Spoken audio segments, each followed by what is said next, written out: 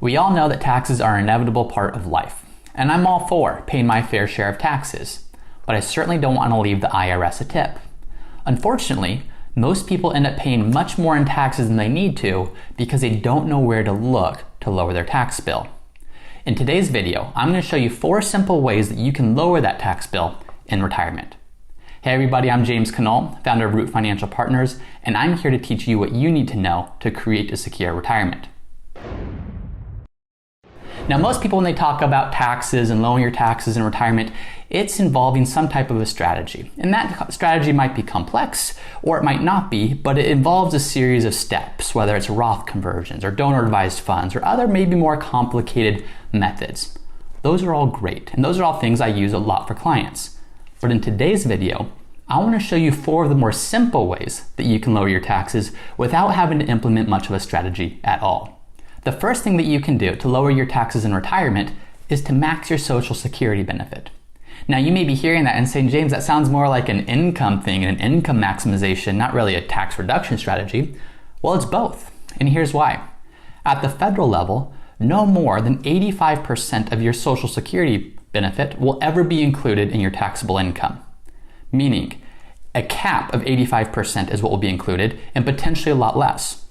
Now, depending on what state you're in, a lot of states don't tax Social Security either. So as we're looking at this, in many states, your Social Security benefit is not going to be taxed. And then at the federal level, only a portion of your Social Security benefit is going to be taxed. So let's take a look at what that means practically for you. Let's assume that you have taxable income between $81,000 and $173,000 in 2021. Well, at tax brackets today, that would put you in the 22% tax bracket at the federal level.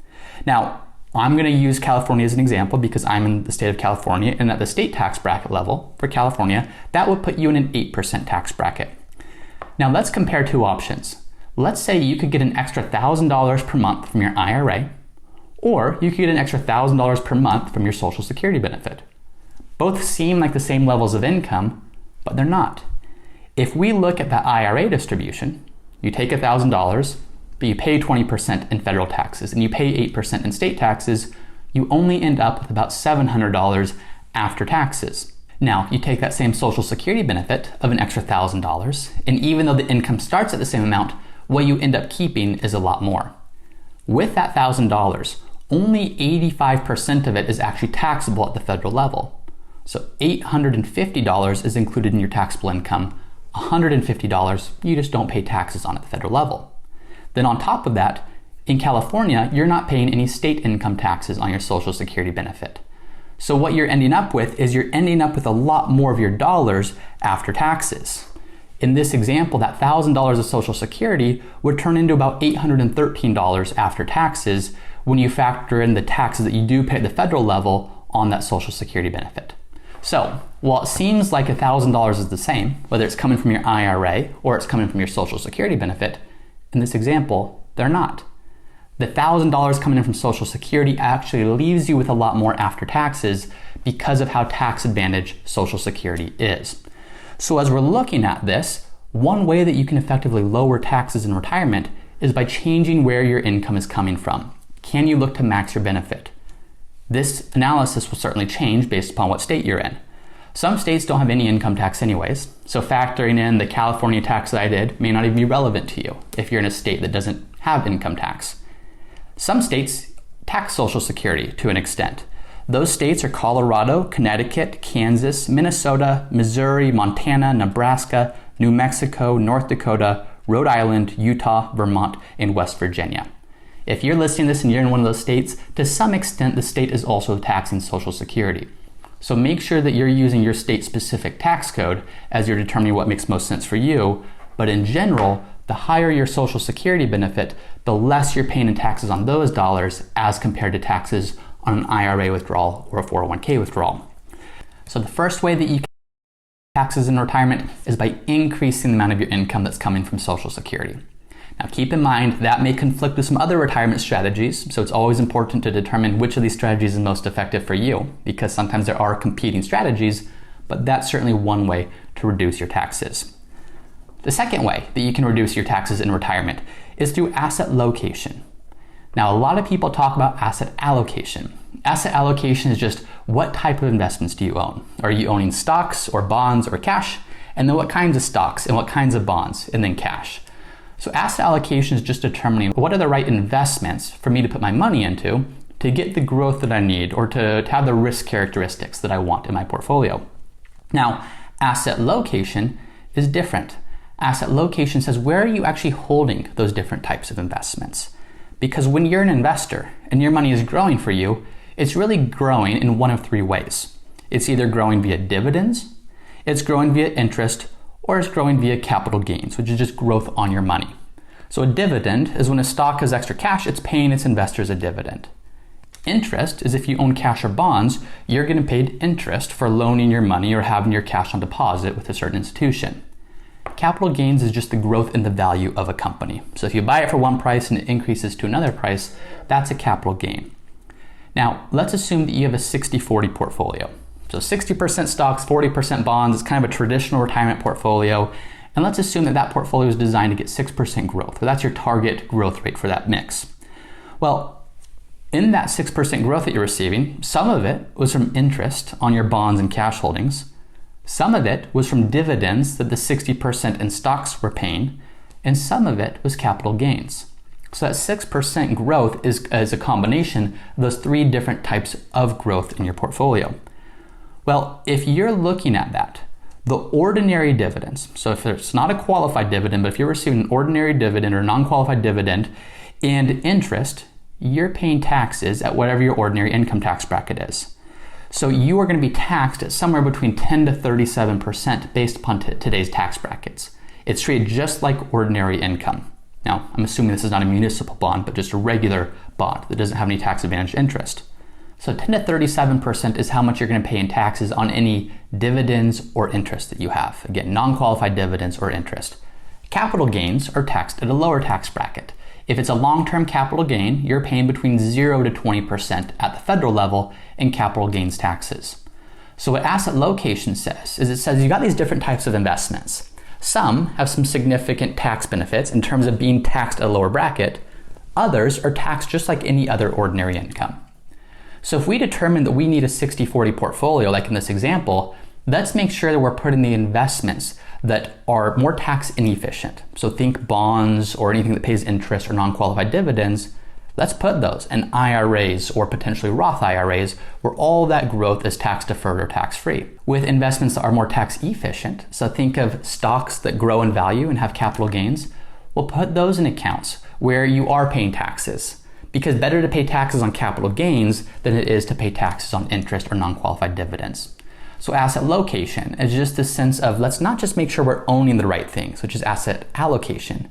It's saying once you determine what the asset allocation should be, let's then put the different investments in the right accounts to avoid any unnecessary taxes on that growth going forward. The third thing that you can do to lower taxes in retirement, focus on more than just dividends. So when people retire, they think of income and they think of owning investments that pay dividends or interest, and for good reason. You now need income to live on in your retirement portfolio. But think beyond just dividends, because when you're looking at it, many of the stocks that you own are going to pay dividends. Many of the stocks that you own are going to appreciate in value and not pay as much in dividends. Let's look at an example to see how this plays out. Let's say we have two stocks and we know they're both going to grow by 10% per year. Well, stock number one, it's paying a 10% per year dividend and the value is remaining stable.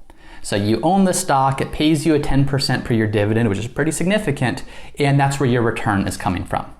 Stock number two, it's not paying a dividend, but it's going up in value by 10% per year. And let's just hypothetically say we can predict this.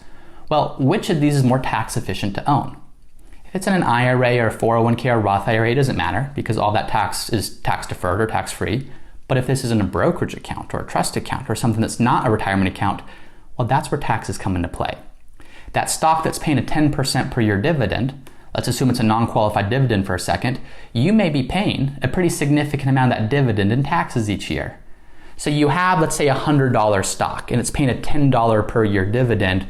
What if you end up paying $3 to $3.50 each year between federal and state taxes on that dividend? Effectively, you're only getting a 6.5% to 7% after-tax return on that investment.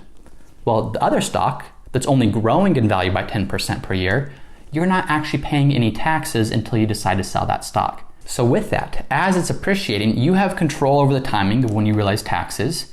So instead of paying a little bit in taxes each year and effectively only getting a 6.5% to 7% growth rate, like in the dividend payer, you're getting a much greater growth rate over time because that 10% is compounding and compounding and compounding.